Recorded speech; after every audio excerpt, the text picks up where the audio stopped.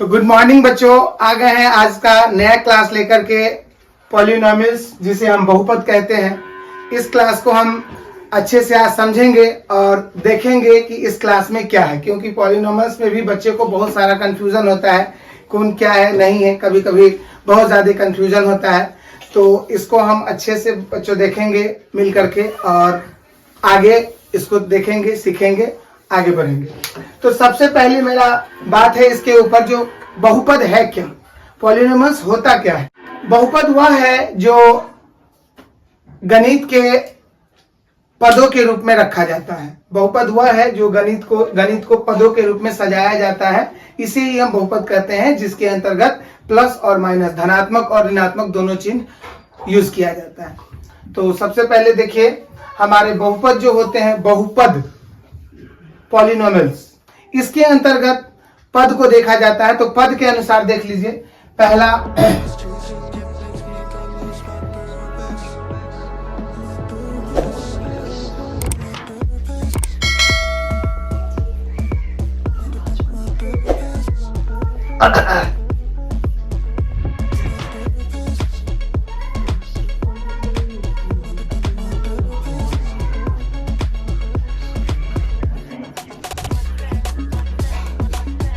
तो देखिए यहाँ पे बहुपद को जो है पद के अनुसार कितना बांटा गया है। तो पद के अनुसार एक पदी, यहाँ देखिए सिर्फ अगर एक लिखा हुआ है, एक टर्म में लिखा हुआ है, एक है केवल, तो इसको हम बच्चे एक पदी बोलेंगे। इसको हम एक पदी बोलेंगे, एक पदी बोलेंगे। और दूसरा जो है बच्चों, यहाँ देख लीजिए 4x के बाद फिर से एक है, तो इसको हम द्विपदी बोलेंगे।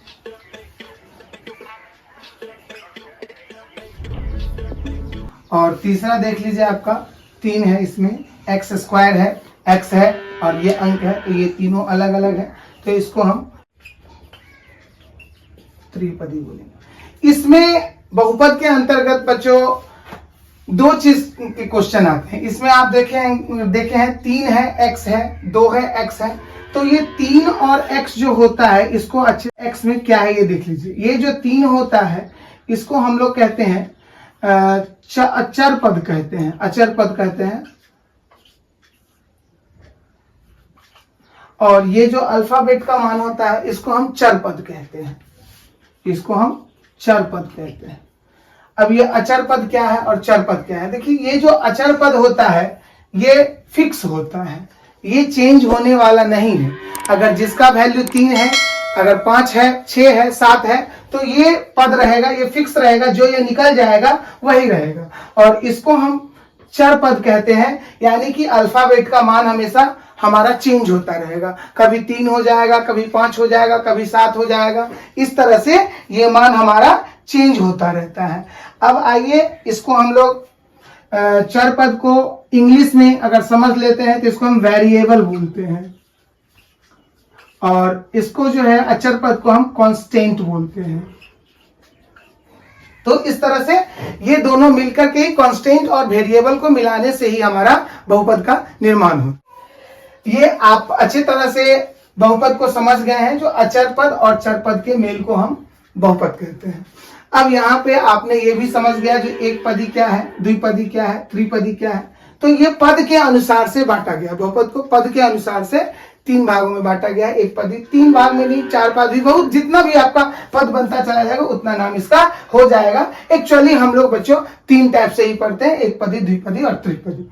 चलिए इसके आगे अब हम बच्चों बहुपद को घात के अनुसार से डिवाइड करेंगे, पावर के अनुसार से डिवाइड करेंगे, यानी कि डिग्री जो होता है। सबसे पहले चलिए उससे पहले हम लोग कुछ समझ लेते हैं बहुपद का फैक्ट क्या क्या है, मतलब इसका कुछ की फैक्ट है जो इसमें होना अनिवार्य होता है। तो इसमें सबसे पहले की फैक्ट जो होगा, इसका की फैक्ट है ये जो है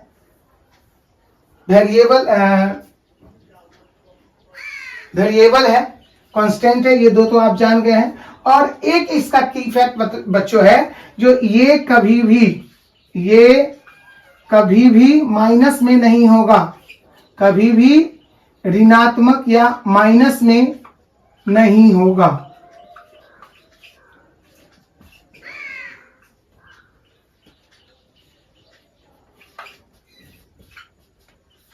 ये इसका ये एक फैक्ट हुआ, ये एक फैक्ट हुआ, दूसरा फैक्ट ये हो गया, तीसरा फैक्ट ये हुआ जो ये कभी भी माइनस में नहीं रहेगा, माइनस इसका कभी भी नहीं रहेगा। तीसरा चौथा फैक्ट इसका आपका आ गया बच्चों, जो ये या तो इंक्रीजिंग मोड में रहेगा या तो ये डिक्रीजिंग मोड में रहेगा, या तो इंक्रीजिंग मोड में रहेगा, बढ़ते हुए क्रम में रहेगा, या तो ये घटते हुए क्रम में रहेगा, या तो ये बढ़ते हुए रहेगा, या तो ये घटते क्रम में रहेगा। यही इसका 4 की फैक्ट है, इसी पर ये पूरा का पूरा काम करता है। चलिए अब आइए बहुपद को हम पावर के अनुसार, यानी कि डिग्री जिसको कहते हैं, पावर, डिग्री, हिंदी में इसको बोले तो घात कहते हैं। तो घात के अनुसार कितने भागों में बांटा गया है? तो घात के अनुसार बच्चों इसे देखिए, इसे भी घात के अनुसार 3 भागों में बांटा गया है। तो सबसे पहले देख लीजिए, पहला है आपका लाइनर, जिसको हम लीनियर भी बोलते हैं। तो लीनियर इक्वेशन, जिसको हम लोग कहते हैं रैखिक समीकरण। क्या कहते हैं? रैखिक या रैखिक बहुपद बोल दीजिए, रैखिक बहुपद। और दूसरा जो होता है वो होता है हमारा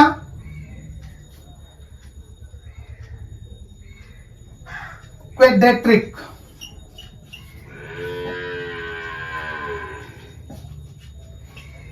इक्वेशन होता है, इसको हम कहते हैं द्विघात, द्विघात बहुपद इसको कहते हैं। अक्सर बच्चों हम लोग एग्जाम्स अपने सिलेबस पे, आप लोगों का जो सिलेबस है वो बस इसी 2 के आधार पर है, लेकिन कुछ सिलेबस जैसे हो गया आपका भारती भवन का बुक हो गया, ये सब जो है आपको एक और पढ़ा देता है थोड़ा सा, तो उसको भी मैं बता देता हूं।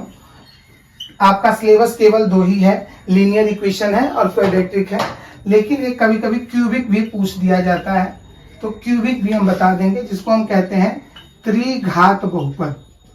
इस तरह से हमारा ये बहुपद पता चल गया, जो घात के अनुसार से बहुपद हमारे कितने हैं। घात के अनुसार से बहुपद हमारे 3 टाइप के होते हैं, लीनियर इक्वेशन, क्वाड्रिक इक्वेशन और क्यूबिक इक्वेशन। अब इसको हम देखेंगे जो किसको क्या कहते हैं एग्जाम्पल के थ्रू।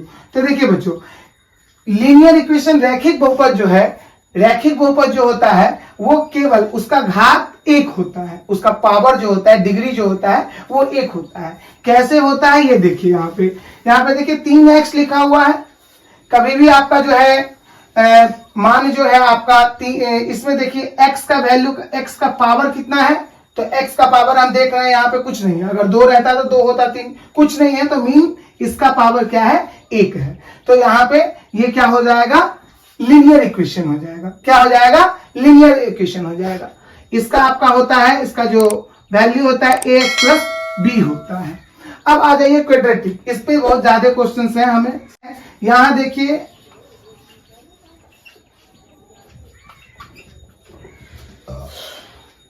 2x² और 6x, यहां देख लीजिए ये कहां है, इसका वैल्यू कितना है, x का पावर अगर देखा जाए तो कितना है, x का पावर आपका, ये घात इसको कहते हैं, ये पावर आपका 2 है, तो इसीलिए इसको हम क्या बोलेंगे? क्वाड्रेटिक इक्वेशन बोलेंगे।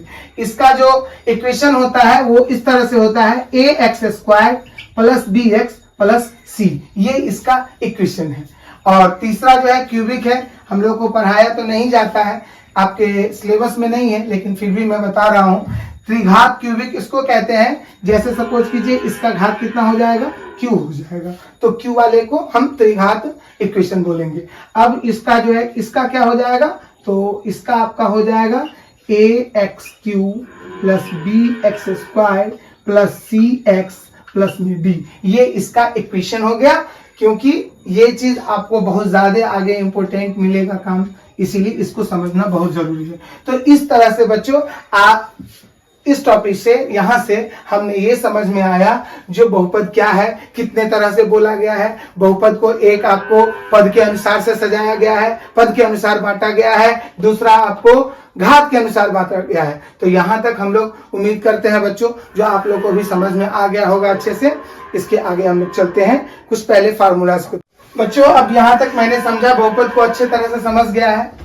बहुपद में कुछ रूल्स भी हैं जिसको ये भी रूल्स के अंतर्गत आएगा, जिसको समझना था आपने समझ गया। इसमें कुछ रूल्स हैं, जैसे आपको एक पूछा जाता है सम ऑफ जीरोस, जिसको हम लोग कहते हैं बहुपद का भाग योग, और एक कहते हैं प्रोडक्ट ऑफ जीरोस, जिसको हम लोग कहते हैं शून्य का गुणांक। तो ये दोनों का फार्मूला होता है बच्चों, स्पेशल फार्मूला है, इसको एक बार देख लें तो अच्छा रहेगा। यानी कि शून्यकों का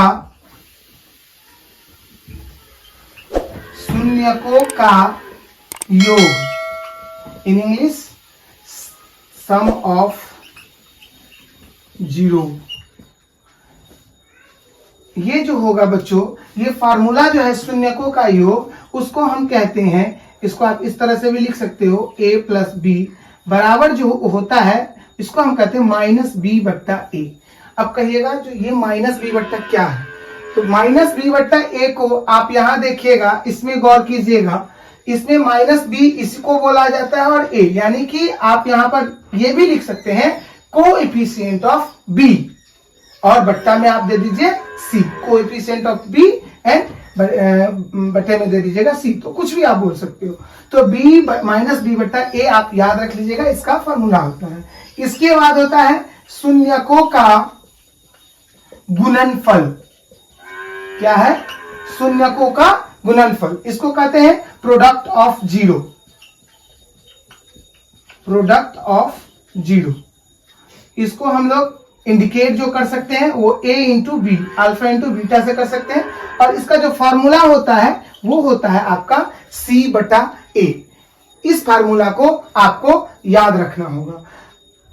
और एक होता है आपका पॉलिनॉमियल निकालने का, जो बहुपद को कैसे निकाला जाए। अगर आपके पास योगफल और गुणनफल दे दे, आपके पास सम ऑफ जीरो और प्रोडक्ट ऑफ जीरोस दे दे, तो जाकर के आप क्या ज्ञात करोगे, तब जाकर के आपको जो है ये देखिए, ये फार्मूला आपको ज्यादा बेटर हो जाएगा। ax स्क्वायर प्लस में आप लिख दो अल्फा प्लस बीटा, और यहाँ पे x डाल दो, यानी कि अल्फा प्लस बीटा जो आएगा वो आप डाल दो, और c में क्या आ जाएगा आपका अल्फा इंटू बीटा आ जाएगा। इसी पर आपका पॉलिनॉमियल्स निकल जाएगा, बहुपद आपका निकल जाएगा।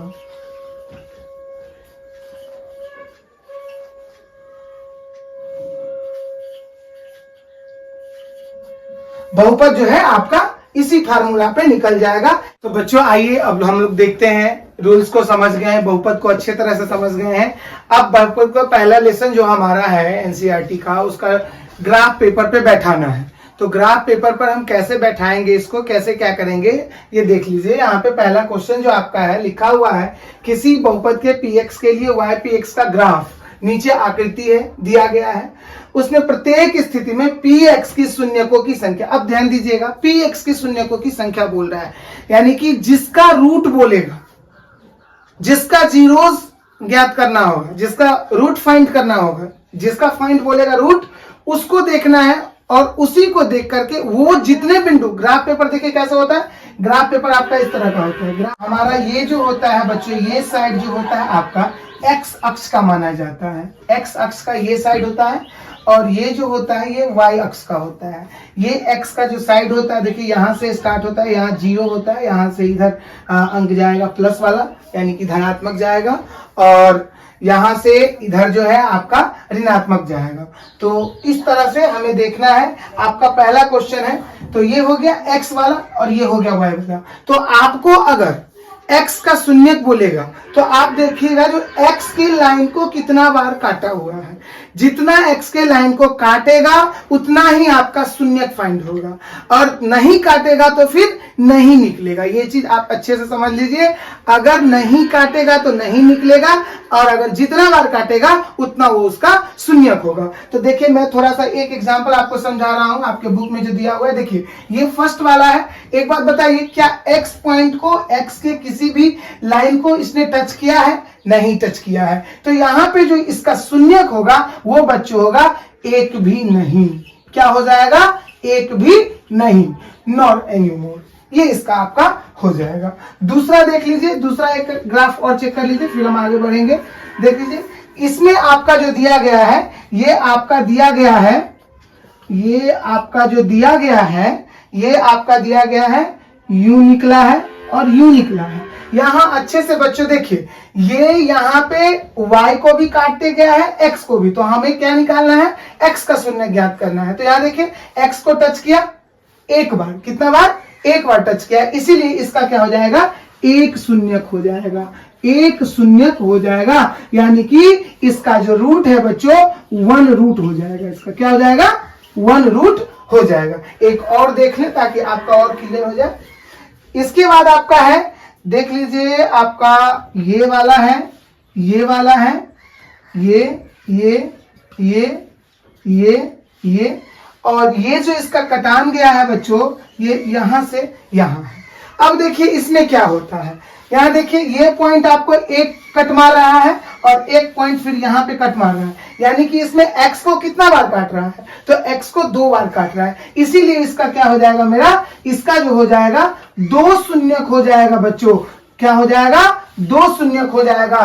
तो बच्चों मैंने इतना शून्यक बता दिया। आपके पास अब क्वेश्चन है, उसको देखिए बना करके इसके आधार पर, और आपको पता चल जाएगा जो मेरा ये सवाल क्लियर हुआ। इस तरह से आपका 2.1 जो लेसन है वो पॉलिनॉम्स का, वो आपका एंड हुआ। तो बच्चों उम्मीद करते हैं कि आज का मेरा सेशन जो था वो आप लोगों को अच्छे से समझ में आया होगा, और इसके आधार पे आप लोग प्रैक्टिस करोगे। और प्रैक्टिस करने के बाद मेरा वादा है, दावा है, जो आप